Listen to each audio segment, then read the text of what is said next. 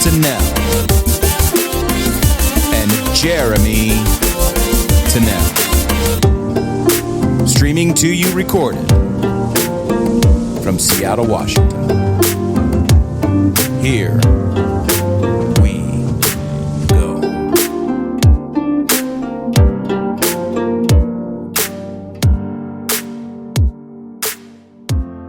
Good afternoon, everyone, and welcome to another episode of the Plowline podcast. My name is Jeremy Tennell, and I am here with a very special guest named Barron Cato. We're going to be talking about some really fascinating subjects around human potential and how to tap into them. Let me tell you a little bit about Barron. Barron Cato's passion is empowering people to achieve their potential through breath work and the grounding effects it has in our lives. Barron has 2 decades of experience, training, and mentoring while serving in various leadership roles for numerous organizations. His spiritual journey began within the Christian church and evolved into his dedication to Taoist philosophy today. He has a decade of experience coaching multiple youth sports and is a trained communicator with professional experience presenting at multiple conferences, workshops, and trainings in his role as Director of Data Science and Analytics. As a certified intuition master practitioner, a certified yoga body breath coach, and an Aikido martial arts student, Barron utilizes his training in all 3 of these disciplines to teach people how to naturally live grounded, balanced, and centered lives through breath work. Hey, Barron, how's it going? It's going well. Thanks, Jeremy. Thanks for having me on. Let's get started with you kind of describing, breathwork's not something that comes, naturally. People take breath for granted, and so there's usually some sort of origin story around how someone gets involved in breathwork. So why don't you tell us a little bit about yours? Sure, I'd love to. So for me, breathwork kind of came to me when about 5 years ago. And probably longer than that, though, roughly. And it was a 21-day breath challenge through actually the same organization, individual, Lucas Rockwood, who I got my certification yoga body breath coach through. And the reason why I came to it was, for me, when we talk about mindfulness, a lot of it is focused, focused on mental techniques to work through the process. Sure, people incorporate breath, but a lot of them are still mental related techniques. Well, it just didn't work. As much as I tried them, my mind is still just racing all over the place, and it just wasn't effective for me. And one day I came across this particular one, and it's like, well, sure, why not try it? I mean, it's not like I hadn't heard of breath work before, but it's like, all right. I bought into what he was selling. Yeah. And so I tried it. And it actually radically just changed me because the term that we talk about in yoga body is entrainment. And so through doing the breath work, not only was it empowering in the moment, because I was intentionally doing it repetitively over and over again through what this challenge was, it's subconsciously changed within me. So my breath pattern got to what we talk about closer and closer to what the normal breath rate is. Shouldn't say regular breath rate, normal, the ideal breath rate, which is around 8 to 12 breaths per minute. Most people are breathing much more than that. Way shallower. Yeah. And so through the combination of those things, I noticed that not only within the breath work, I was feeling the difference, but even when I wasn't part of the breath work, then my natural breath and breathing process was slowing down, which was actually making me naturally more calm and relaxed. We could talk a little bit about that, but that was where I just transformed for me. Then now the mental techniques of mindfulness and that started to work for me because I was able to quiet my mind by using my body, not the mental techniques. Then I could apply the conscious related type things to then help continue to reprogram and all that sort of stuff within me. So I do want to make sure to say that those are fantastic techniques. And some people can use those just directly. But for me in my journey, I needed the breath work. And then my passion grew. And as I did it more and more, and I became stronger and stronger, and actually saw how effective it could be with even in the moment where I could use it for meditation and drop into a meditative state in just 2 to 3 breaths myself, because I'm doing it long enough. I know how to do it and certain techniques, so on and so forth.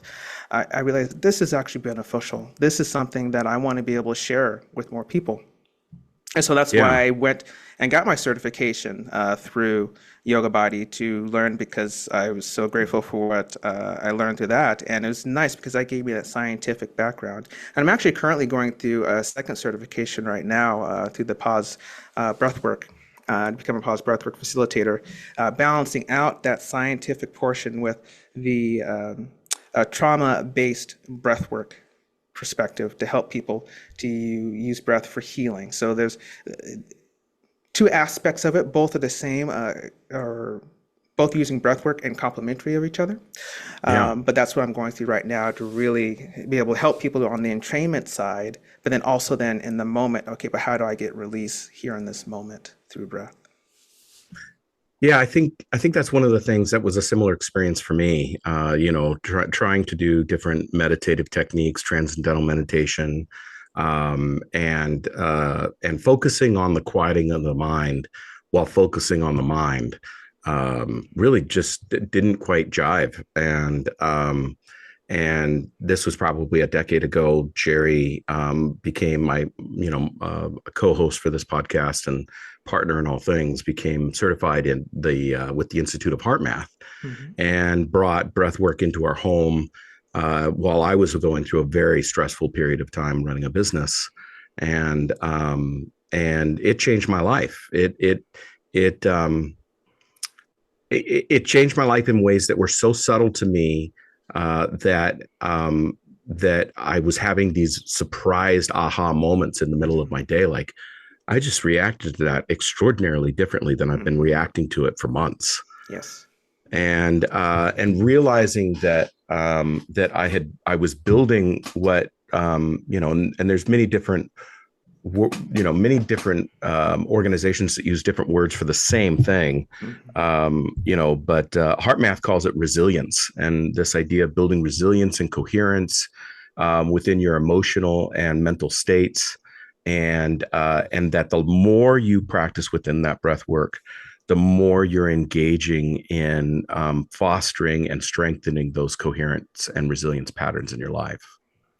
Yeah, I would say, yeah, I echo that. And focusing on the breath portion of it, the power of breath, at least what I discovered, especially from the scientific side, is that what it's doing within the body. So let's for the moment, let's remove the mental components, which we add on, which is beneficial. But let's just talk about what the breath is doing, right? And so what our breath, I'll take a step back. Our breath is part of our autonomic nervous system, right? So it just automatically does it, right? We Yeah. don't have to think about breathing. And so when our body subconsciously is breathing, it's doing the minimum amount it needs to keep you alive, Mm, right? So that's mm. what's happening, right? It's just the minimum amount.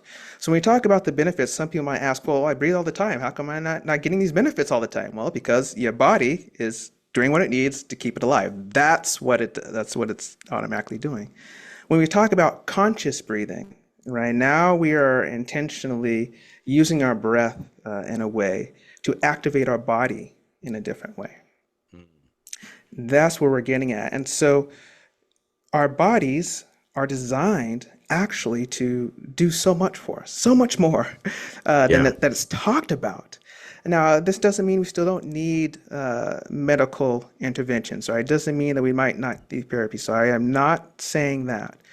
But our bodies still do so much more if we know how to activate it in the right way. And Yes. breath is a tool, one of the tools, not the only one, but one of the tools that activates it in such a way, especially to impact our nervous system, specifically in the autonomic nervous system, and the things that those impact, which is rest and digest, and the other things that you get benefits from. And so when I discovered the power of breath, but also what is actually going on in my body, that was actually one of the things that helped release my mind. Mm. because we have two hemispheres in our brain for a reason. The logical, right? The left side and the right side, the logical side and the right creative intuitive side. Now, logical side is very important. It's like, well, what's going on here? Why are you doing this? That's not a negative thing. That's a positive thing. But if you could feed it with the right information, then it just shuts down. Oh, okay. I don't need to question it. Yeah. Yeah. I don't need to question it, because that's what it's. Oh yeah, okay. Because not only does it make sense to the mind, your mind subconsciously knows what the body is doing. Does that make sense? So Yes. you don't need to Totally. convince the body that it uses its lungs to breathe. You don't need to convince your body of that. It knows this subconsciously, right? And Right. so when we bring to our conscious mind what the breath is doing, then that also helps quiet the mind. When the mind is quiet, then those other techniques and things that we're talking about to retrain it becomes more apparent, and really our right brain helps with that. So breath specifically and clicks into our vagus nerve. So when we Hmm. talk about our autonomic nervous system, how our breath kicks into our vagus nerve is that it's our diaphragm actually rests up against the vagus nerve. And so the vagus nerve, for those who might not be familiar within your audience, is one of the nerves of the autonomic nervous system, not the only one, but it engages our parasympathetic nervous system, and our parasympathetic, that's our rest and digest, right? That's when that's engaged, and our body knows, oh, this is time for me to rest, digest the food, and relax. That's basically when we talk about the oversimplified discussion of the parasympathetic nervous system. Yeah. And the vagus nerve is one of the things that when it's activated, your body just goes into that state. So when we talk about natural body functions, then it's like, oh, so if I activate that, then my body naturally does it. I don't need a mental technique. See, that's the Right. power. I don't need a mental technique. Your Right. body does it on its own. If you Simply by doing the breath work. just by doing the breath work. That's exactly right. And so that was for me, in terms of the mental side, the most powerful thing. So now my mind could be racing, trying, and I don't care. And I'm not caring about using any mental techniques. I'm just going to breathe, use conscious breathing, using specific breaths, which I call the vagal breath technique, to be able to really maximize the vagal breath, both through the throat and also in the diaphragm, to activate it even faster. And my brain Hmm. on its own quiets down. Yeah. Yeah. The so I ended up getting certified with Heart Math a couple of years ago, and one of the things that we talk quite a bit about in that is the idea that our, especially in the world we're in, we're wired towards this idea of flight, fight, and freeze, Mm-hmm. and so that flight, fight, and freeze response is activated all the time. It can be activated through a billboard message or a bumper sticker, through Yep. somebody cutting you off in traffic, through an interaction with a coworker, a boss, or a friend. Um, and it's this little trigger that is activating this response within your body to make a reaction. Mm-hmm. And that's highly helpful in a differently structured society than the one that we've structured for ourselves, especially when that flight, fight, or freeze is a matter of life and death. Mm-hmm. But we've evolved our society in a way in which those reactions aren't necessarily serving us all the time. And they're pumping cortisol and adrenaline into our system when we don't need cortisol and adrenaline. Right. And by simply bringing attention to the breath, bringing consciousness to the breath, being aware of where that breath is coming into our body, is it coming into our diaphragm? Is it coming into our belly? Is it expanding into our lungs? Where are we moving the breath? And bringing that attention not into the chatter in our minds, but into our heart or even our gut. We are then switching to a different system, to that parasympathetic system you're referring to. Mm-hmm. And the body is now in a place in which it's no longer in fight or flight, but is moving towards a coherence pattern between the neurons that exist elsewhere in the body. Mhm. And that's one of the things that we don't seem to really understand. It's a vast difference from the understanding of what we had growing up in school of where cognition resides. We thought that it resided in the brain. But the reality is that the human cognition system it exists within the entire body, Right. right? There's Right. a trillion neurons in the brain. There's 50,000 neurons in the heart muscle, and there's a billion neurons in the lining of the gut, Mhm. and they're all connected through the vagus nerve. And Mhm. more signals are moving up than are moving down. Mhm. And so, would you call that a form of intelligence that's different than that logical side of the brain? I would, speaking just from my opinion based off my certifications, but certainly not someone who is in the scientific field. So that caveat, I would. Uh, the there are scientific studies out there that talk about and look into it that they believe that sometimes it's actually 80% from the body up to the brain and That's then incredible. 20% back down to the body. So you can look up those studies yourselves, but there's some who look into that and propose that within the scientific community. And knowing that, when we talk about then that second mind, as some people talk about, that gut mind within there. When I am taking people through a meditation practice, actually, one of the things I actually do is I encourage people to focus in, and this is where the Aikido kind of training comes and helps a little bit, but we Mm. call it one point. And that one point is really that center right below the belly button. That's where we do our movements and techniques from and so forth. So we're trained to focus our energy there.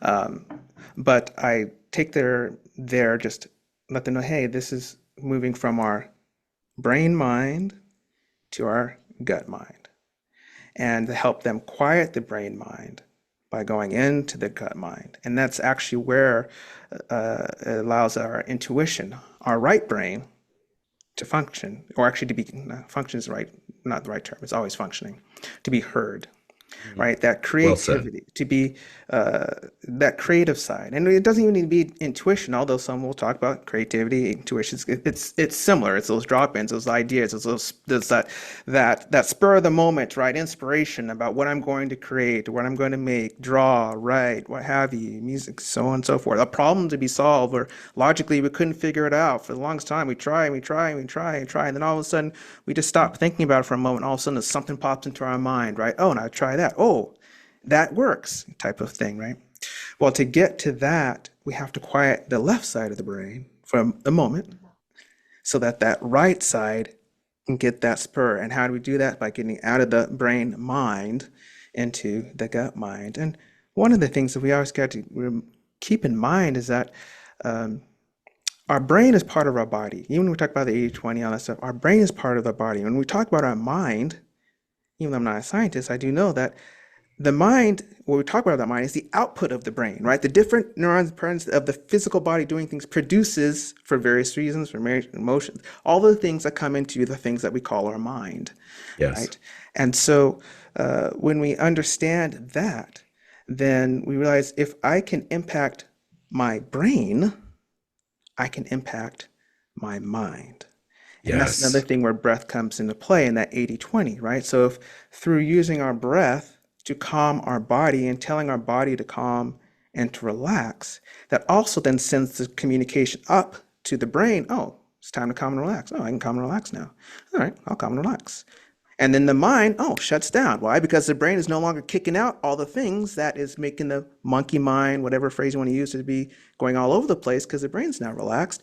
Your mind relaxes. And that's where I Yes. talk about the natural processes, where if we activate them within our bodies, then we can. That goes back to what you're saying, that yes, so we get into our gut mind and allow that to be, okay, well, what is that? It's actually a quieter space than our brain mind. Yeah. Yeah. I am. One of the areas of research that I've spent is kind of trying to understand this paradigm, this frame in which our current era of civilization looks at the world, and how we collectively view the world, and where that comes from historically. And So much of that comes from this enlightened movement that comes out of Europe 600 years ago. Well, a little less than 600 years ago. 600. Um, let's see. Let me do some math. It'd be about 1650, and so Descartes, René Descartes, is one of the first people to propose this in Western civilization, at least, to propose this idea of consciousness, and he proposes that there are two. That there's a body in consciousness and a mind consciousness, and that they are decoupled. They are separate from each other, which I think is an important piece to the way that we all see the world. We see the world in this reductionist, separate, break the whole into its parts to understand it sort of way. That's the way we were indoctrinated to look at the world through K-12 education. That's the way our parents were indoctrinated, and that's the way it's been for 600 years. To see the world by breaking it into its smallest parts, but not seeing the relationship in between those parts. Mm-hmm. Descartes is also infamous for saying, "I think, therefore I am," which has been the motto, the modus operandi for how we've seen the body and the mind, in this idea that the thinking, logical mind is what has value. Mm-hmm. And which is the part of the brain that wants to reduce, that wants to break down, that wants to understand by, well, how does this work? Mm-hmm. And yet there's this whole other part of cognition within our bodies, and the neurons that exist within these.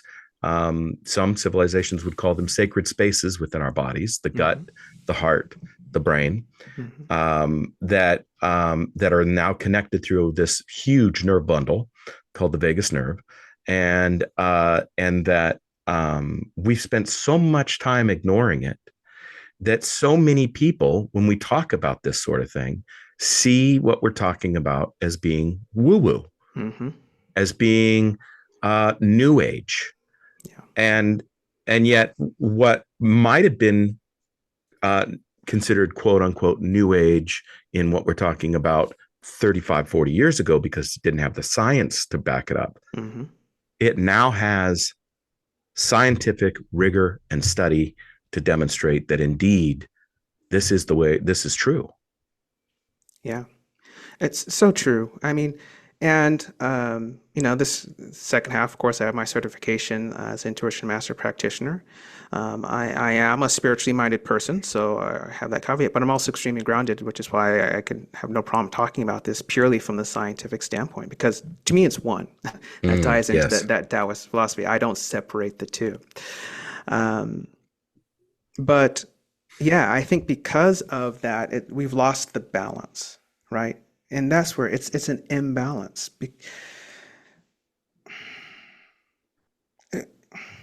I don't. This is some the reason why I'm pausing. It's like there's some philosophical slides. Like, do I say it? Do I not say it? Especially in older systems, it's easier to control people. Yes. When they only operate out of the left side of their brain. Yes. Right. Because then it's this logical process. Great. Because when they don't understand the balance, that this is the side that gives us the freedom, the independence of thought and all that is from the right side. If I tell people to shut that down, that's bad, ignore, then that means that I have to go to someone outside of myself to provide that for me. That's why dynamic, charismatic leaders are followed. That's right. And of all time, at all situations, people are like, well, I don't understand. How do they blindly follow this person? Why do they blindly follow this philosophy or what have you? Well, to that point, if you condition to only stay on one side, it's our bodies, we want that balance. And so if we don't have it within ourselves, we look for it outside of ourselves. Okay, now let's bring it back to the topic today of what we're talking about, breathwork, and what you just were bringing up. The balance is that right side with the left. And Yes. so how do we get, as I mentioned before, those creative ideas, those thoughts? You don't need to be an artist to have creative ideas. You could be a purely scientific, mathematical side, but at the end of the day, even the Einsteins of the world, to solve his equations, he went so far, but then he needed the breakthrough, right? The breakthrough came from the right side, not the left side. And then he used the left side to calculate it out. That's the balance. One isn't more important than the other. But when you exclude one, then you're out of balance. And then you have to Yes. find that balance outside yourself. So going back to those two sides, using the Descartes model, just for the sake of conversation, then yes, you've got, if you think about the brain mind as the left side and Right. Yeah. the Yeah. gut Yeah. mind then as the right side, and Yes. it's about moving back and forth between the two, That's right? And right. so it's like, okay, well, now I need to quiet the brain mind so that the gut mind, right mind, wherever it's at, it can get the inspiration it needs for whatever I need in the moment. Okay, now then I've got that, re-engage the left side again to now process. Okay, I've got the inspiration. Now, how do I actually do this? What are the steps? What I need to do and re-engage? And that's the balance one of the things that actually in my practice, what I strive to do is try to help people get back into that balance, to help people Mm. understand how to tune into their intuition, um, their creative side, that side, for those who aren't naturally guided that way. Some people are, well, there's people with those natural inclinations. Now, for them, the balance is like, okay, now let me balance you over to the left side. Yeah. And you got both sides of the spectrum, right, of having too much one way or the other. But still, for the majority who I run into, it's more on the logical side than the non-terms of the balance. So how do you quiet the mind, and then what does it mean to know it's your intuition so you can trust it? That's the other thing too. Is it me? Is it my imagination? What have you? So that's a process too, to learn how to trust what your intuition is telling you, and then how to marry that. But going back to your point, then yeah, if you're based off of the Descartes model, then yeah, they have those two separate things. But just like we have two hemispheres in our brain, it's a better way to think about it. They're really one system, and you're Yes. just going between utilizing those systems. Just like you have, with a car, you have the accelerator and the brake. You need both. That's right. So it's just kind of the same thing here. Yeah. I think, practice and becoming a practitioner is such a vital part of life. And we're not encouraged to do it. We're encouraged to be consumers. We're encouraged to be, to push into our want and our desire rather than into the quiet space that exists in between those things. Mm-hmm. And because we have actually spent a massive amount of time in life, starting with K-12 education and higher education, if you went through it, critical thinking, if you ended up learning that, in teaching, learning, and utilizing this logic-centered side of our brain, that it's very easy, very natural for us. Mm-hmm. Right. And so when we lean into these ideas of security and truth, they're often coming from this logic side of our brain, Mm-hmm. because that's where we practiced. That's right. And that logic side of our brain is very good within a binary system, which is what we've constructed for ourselves. Mm-hmm. We've constructed this idea of right, left, of Democrat, Republican, and so we wander through the world thinking that, well, it's a matter of just making a choice, and we waddle our society down this path. I think what's fascinating is that the intuitive, creative side of the brain is like a quantum computer. If this side is like a standard computer, right, Mm-hmm. of ones and zeros, Mm-hmm. if it's ones and zeros, if you think about ones and zeros, the only thing that exists within ones and zeros is answers. There's no inquiry, right? It's either up, down, right, left, in, out, open, closed. So you get answers, which people love answers. Yes. They love the solid ground that answers give them. Unfortunately, that leads to bias, that leads to prejudice, that leads to these silos that we find ourselves in, especially when we're engaging with algorithms through our social feeds and whatnot. That other side is like a quantum computer. Quantum computers work because It's not binary. It's actually nothing but inquiry. It could be this, it could be this, it could be these two things at the exact same time. It could be none of it at all. It could be all of them at once. And so because it's inquiry, the possibilities are infinite. And so what ends up happening is that we're locked into this binary logical side of existence when we could be experiencing a world that is built and manifested off of a quantum side of experience. Hmm. What are your thoughts there? I love that. I- Um, I'm going to take that thought in a slightly different direction, but just because it's where my mind went. But I Yeah, love what you said, and go for it. that we can get caught up um, in so easy to get caught up, right? In terms of where we're supposed to go, what we're supposed to do, that binary one, two. It's about control, right? So Mm, we want to control our circumstances. We want to, and this is everyone. It's human nature, right? So this is not talking about, that's just the human nature. When we feel like we're in control, then we feel like we're at peace. And so we spend our time trying to control things. And a lot of our stress and craziness is the practical reality is that we can't. right. We can't control everything, Yes. but we want to. So we live in a state of stress because we're always trying to control, but we can't. And this adds this. This is why we're still stressed out all the time. Now Yes. we might not consciously know this, but this is what's going on. To your point, the quantum side, that's when you realize that, oh, life isn't black and white.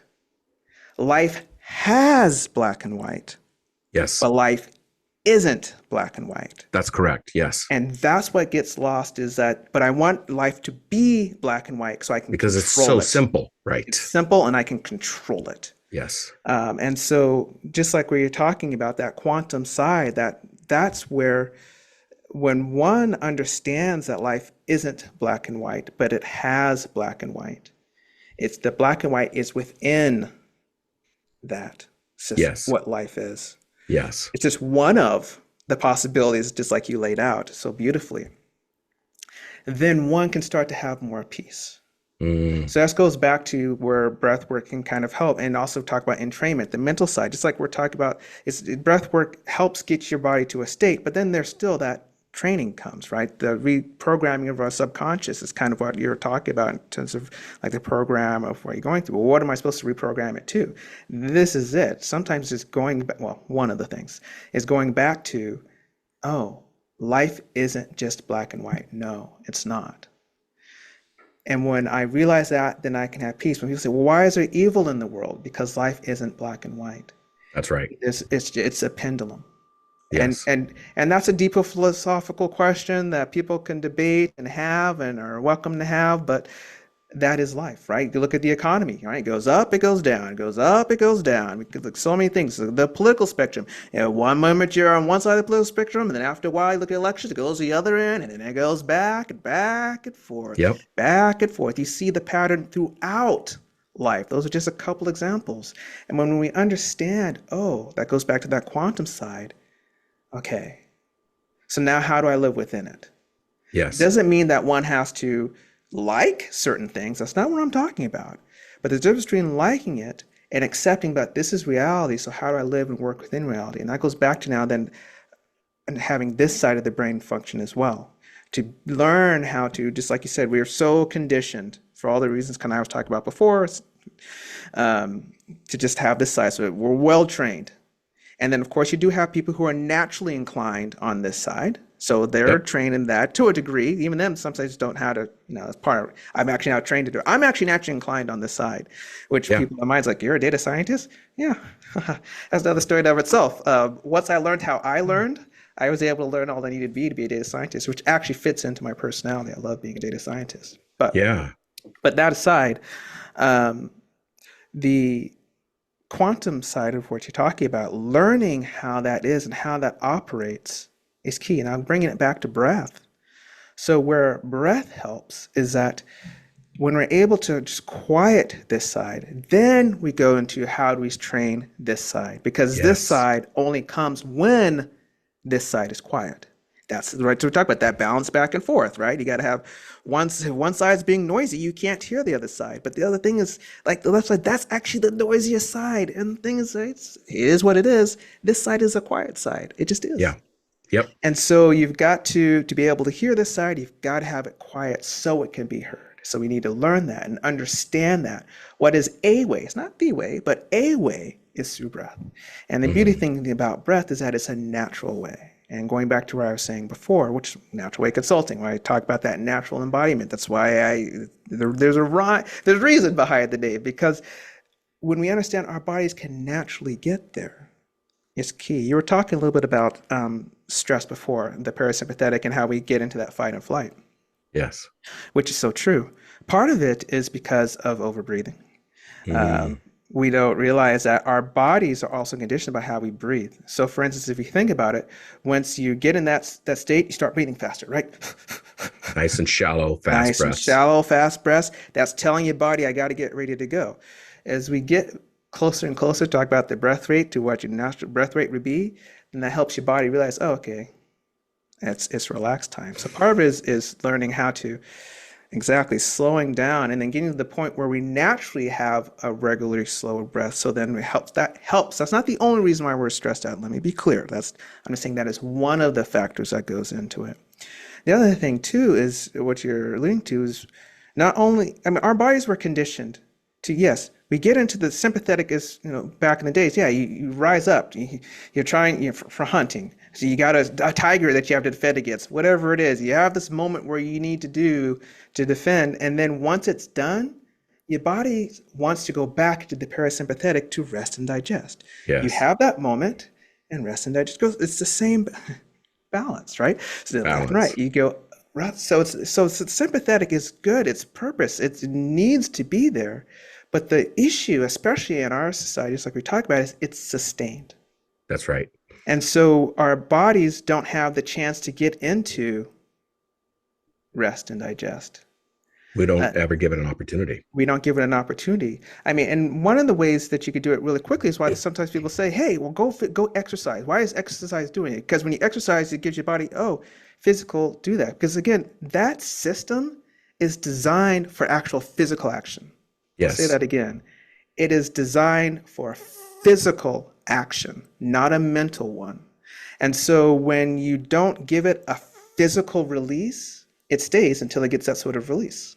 That's why cortisol and adrenaline are being pumped into your system, because it wants you to move.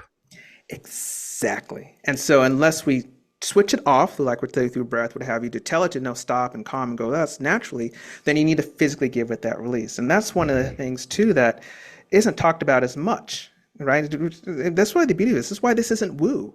We are just talking about what the body is doing, and you can read all the scientific studies you want to confirm everything that we're saying. Yes. Is that so once you understand that, and then our bodies are stressed out. That's what stress is. It's that sympathetic. Your body's like, okay, I need to physically do something. Yes. I'm at work and I'm stressed out because my boss did that. Your body's saying, okay, well, physically do something about it. Well, we know we're not going to physically attack someone. We know that, right? But that's what your body's expecting you to do. Do something physical. But we don't. So we hold on to it the whole day and all that. We don't release it and all that. And so bringing it back to breath and the power of breath is that then that allows us to then do the switch. Okay, so wait, we can't get to the gym, right? We can't run. That's why people say go exercise. You don't have that moments in the day to be able to do that. If you can, great, do that. But if you don't have the opportunity to release it in that sort of way or through physical activity, then breath is a way that it can be done at any place, anytime, and it's such a powerful tool that gets your body where it needs to be, again, without having to remember mental techniques and all that. Because remember, mental techniques are all engaging this side. That's right. That's exactly right. And that's why that was my discovery. It's like, I need to just shut this down. And that's led me to breath. Yeah. Yeah. Well, I think one of the things to for listeners to kind of keep in mind is if you've got a society that is built off of off of this right side of the brain, off of this logic side of the brain, because I think therefore I am became the pinnacle of what we should be striving for and achieving for, and so much was built off of it, from Darwin to to Freud to Jung to many of our modern understandings of how the brain works and how society is constructed. And the things that we built for quote unquote relaxation, such as screens and televisions, are not activating the the rest side of the brain, the left side of it. It's actually activating the this excuse me, this right side of the brain, because there's an explosion on the screen and cortisol pumps through your body, or the hero is in trouble and cortisol pumps through your body.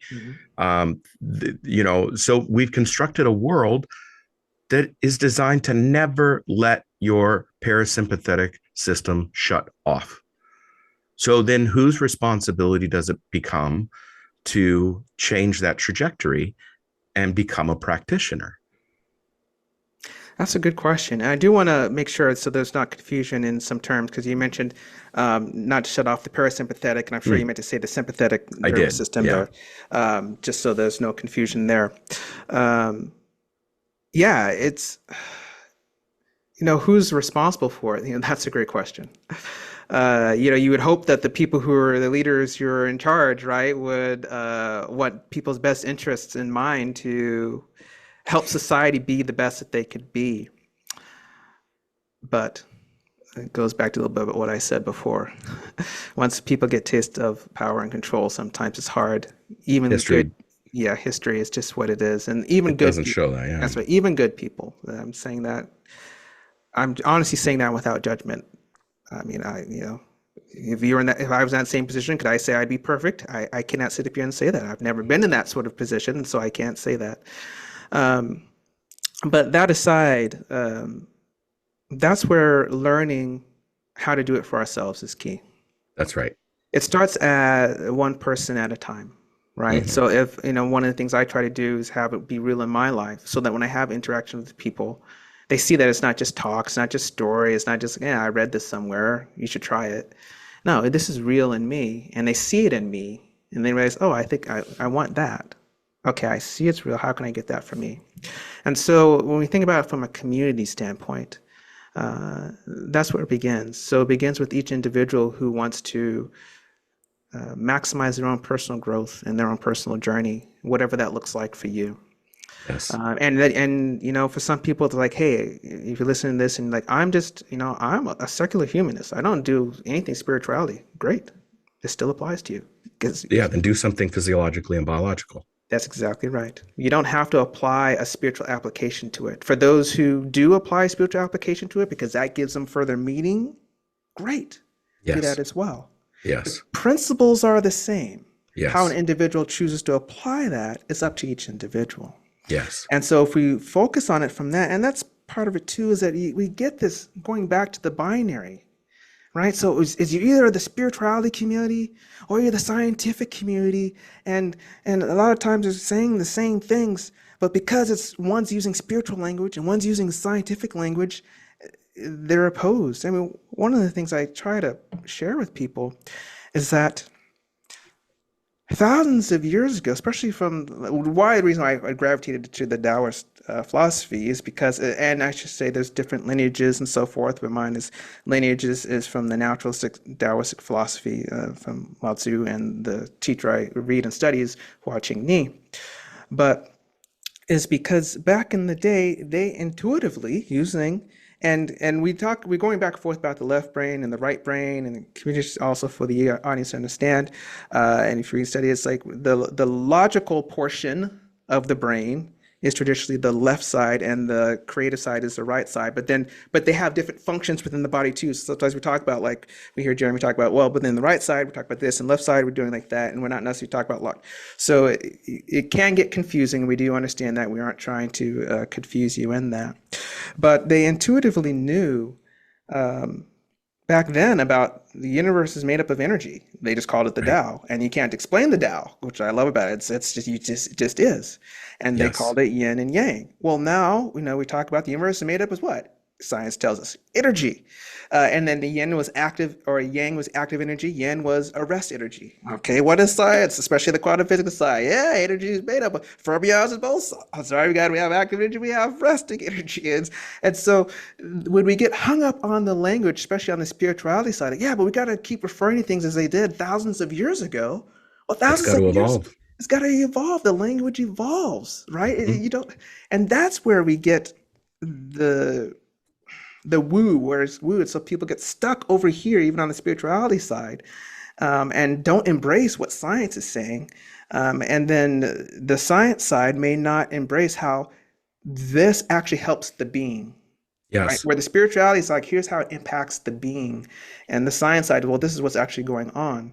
Um, that's that oneness of it all. So I kind of share that out there for the audience. So again, it doesn't matter where perspective you're coming from, but once one takes off that black and white to see Yes. what is it that's actually saying, then one can see that I can embrace this no matter what perspective I'm coming from. And that's where, going back again to that personal growth, that personal journey, to your original question about who's responsible for it, honestly, it's ourselves. And that's where we get empowered from. That's what keeps us from being deluded by others. And I'm speaking as someone who struggled with delusion, who followed blindly things and walked that path. I've been there, done that. Yeah. Yep. Yeah. I have too. And so, zero judgment with that statement. So I understand that. But now I'm empowered, and I can now see things clearly because of this balance of what I'm talking about and learning that. So ultimately, the responsibility falls on us as individuals.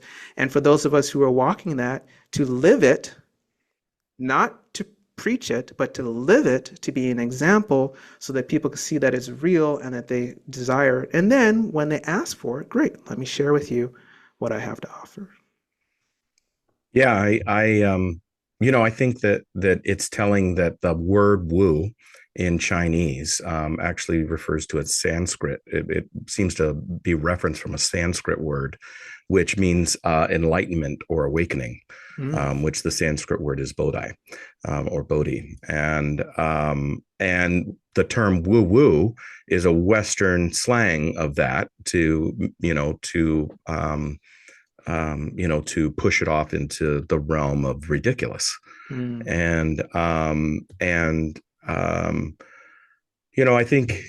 I think we are existing in a time that is really pretty special because we're seeing things, if we want to, if we wish to keep our eyes open, if we wish to keep our attention and our consciousness open, we're seeing things that are incredible miracles. Have you seen so Einstein theorized about the idea of quantum entanglement, which he Mhm. called spooky action at a distance, which is the idea that two particles in the universe that could literally be on either side of the universe, Mhm. so 100 million light years apart, that if they were entangled quantumly, excuse me, that if we do an action to this one over here, that this one responds in kind and instantaneously, so fast. Mhm. Well, we've now been able to photograph two entangled photons that were entangled together before they were separated. Do you know what shape they took? Have you No, seen this by any chance? no, I'm not. No, what shape? They took the shape of yin yang. I Wow. mean, it is the yin yang symbol, and it's easy to Google. If you look up a photo of entangled photons, it'll come up, and it's a green and an orange colored, yin and yang, and so somehow, right, utilizing this side of their brain, right, Mhm. somehow they were able to connect to something that was able to inform to them that our strongest microscopes are telling us today. Exactly. And Yes. so we're living in a time in which we can't just openly dismiss what was once considered woo woo We Yes. have to remain in a place in which we're open to the woo. Yes. That's exactly right. And the scary thing is that it can't be controlled, which is why Mm, it's easy to want to dismiss it. yes. Um, as part of my training to get this master certification, it's learning, and it was through Intuition Lab, learning to trust that intuition, learning to trust it. And it's a place of trust. And that trust never goes away. And that's a scary thing for us as humans, Yeah. especially if us well trained, right? We talk about lost brain debt, and it's like, wait, especially, we talk about intuition and, oh, you get that gut feeling. You should just, and I think anyone even listen to this, even if you're, hardcore scientific persons has got some gut feeling or something attuned to that at some point. It's like, as a thought popped in, what have you, and it's like, oh, you should do this. And maybe you did or didn't because our logical brain kicks in and then you find out, oh, I should have done that. I think most people, if not all, have some sort of experience similar to that, related along those lines. And it's like, oh, boy, if I would have done that, it would have worked. Interesting. But it's that drop in, right? That's that to what you're talking about, where it's just that unknown and that connection. And Mm, that's a deeper conversation, obviously beyond the scope of this particular podcast about that connection, that energetic connection that we have, because if everything is energy, and as science even tells us that our bodies are a type of antenna, right? yep. And I'm talking about, and we can go and we can talk about the specific radio waves, the known things. Let's just say the known things the scientific says that our bodies pick up as energy antennas, right? The known things. That's right. But if there are known things that science has shown, then is it possible that there are unknown things only because science hasn't been able to show us yet That's that right. our bodies are able to pick up energetically? And then when we talk about intuition, that's the part that we're talking about. And that's the trust factor. Okay, yes, Yeah. we don't have a scientific study that could prove it yet. But That's we right. didn't have a scientific study thousands of years ago to prove the entanglement, yin yang, fermions, bosons that we have today. That didn't mean it was not true. Anything that is true will always be true. That's right. No matter how you look at it, whatever is true will always be true. And Yes. so we know that we have times where things just drop in. And it's like, how can you explain it? I can't explain it. How did you know that? I don't know. I just knew. Right? Those type of things. Well, how can we? Oh, well, today we can't explain that. Right. But that doesn't mean that maybe another 100 beyond our lifetimes turns out that it can be explained, because we could find out what is that energetic connection that our body's antenna is able to attune to be able to draw it in, to understand it through the right side of the brain, to be able to get it, communicate it, and that. And that's one of the things as a certified nutrition master practitioner, that's the space that I work in, right? How to do that communication. Not doing scientific studies to prove it, right? That's not the aspect of it. That's not what we do. But the understanding and the Practice. belief that the practice of that is the case. Just like the Chinese practitioners 1,000 years ago, they were confident in yin yang. That's how we feel about it in this space about intuition. It is there. We could talk about these experiences, even though we can't do a consistent scientific study to prove it. You can have plenty of people come in and talk about these experiences from all walks of life, Yes. that sort of thing. So we know it's happening. Yeah. The why is what can't be explained, but we know it's happening. So it's just learning then how do we adapt it and learn how to do it? So yeah, that is really the beauty and the power, that when one is willing to trust that and then marry it then with this side, the logical side is still there. So trust it. And then you don't use left side to discredit it. That's right. You use left side. It's like, okay, well then how do I apply it? What does this mean? How do I move it out? Then that's where you have the beautiful balance of the walk of who we have, and then we can solve and answer questions and problems that life presents to us. Yeah. Yeah, I completely agree. I've really appreciated this conversation. I'd like to have a conversation where we go a little bit deeper into some of these other subjects that connect to this. Yeah, love to. But the starting point is practice. It is practice, Yes. and I think that's one of the things that our society does not doesn't grab a hold of, is this concept of becoming a practitioner. You're already a practitioner of something. Maybe it's Netflix, right? Maybe Yep. it's maybe it's Instagram. Where you place your time is where you are placing your attention. Yeah. And so what you and I are encouraging and talking about is very simply, there's a way to begin a practice of becoming a body explorer Mm-hmm. and within yourself right now. Mm-hmm. And you can change the trajectory of your life, of the way you react or the actions you take, of the way you perceive and the way you see the world, simply through breath. Yes. Yeah. Yeah, that's it. I love how you sum that up beautifully, Jeremy. That's it. The power of breath. Breath, all this whole topic that we've been talking about, and we obviously been talking about more than just breath. Breath is a tool and a key tool that opens up all of it. And that's why, and it's free. It doesn't, you don't have to continue to work with someone. That's the one thing too. And just like if someone does work with me, my goal is to get you, I'm teaching you how to fish. I'm not trying to Yes. get you to be dependent on me. I'm trying to Right. teach you so that you could be on your own. And as quickly as we get you there, great. Yes. Because breath is always with you. You don't need it, your spouse came in a little earlier and was doing smudging ahead of time. Sharing that, and it No, was no a problem. beautiful and it's a beautiful practice. But sometimes you don't have the opportunity to do smudging. That's right. You're out of the street. You don't have those things. And I love smudging myself, but you always have your breath, and you could still get the impact. You might need to take a little bit longer. Using just breath alone, right? So we acknowledge that, but you could still get there with breath, which is Yes. always with you. Yes.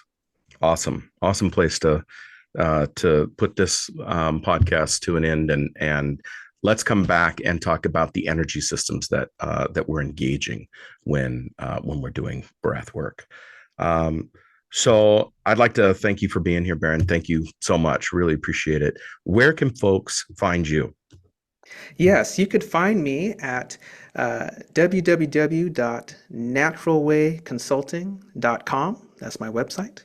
You learn a little bit more about me, a little bit more about my breathwork practice, and what it is that I do to help people. Awesome. And if I don't know if some of you have joined me before, you're welcome to join me again. I'm going to be moving the weekly 15-minute breathwork check-in from Mondays to Tuesdays. I think it's going to just be a little bit easier. People will already have their week started, and so it'll be Tuesday mornings, right around 10 o'clock. You can find information in the information for this podcast. I'll have it in there once we get that put together, and perhaps Barron will come and join us for one of those and lead one of those. That would be really cool. Would that be something you'd be interested in doing? Yeah, if schedule permitting, I think that'd be fantastic. Okay. Again, Barron, really appreciate it. And folks, if you are interested in connecting with the Plowline podcast or Co3 Consulting, you can check us out at co3consulting.net. That's CO3 consulting.net. Or you can check us out on Instagram, Facebook, LinkedIn. Those we have pages there for both Co3 and Plowline Productions.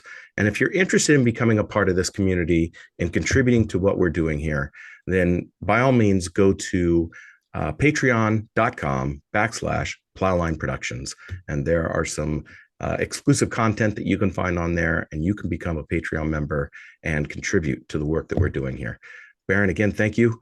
And You're until welcome. next time. Sounds good.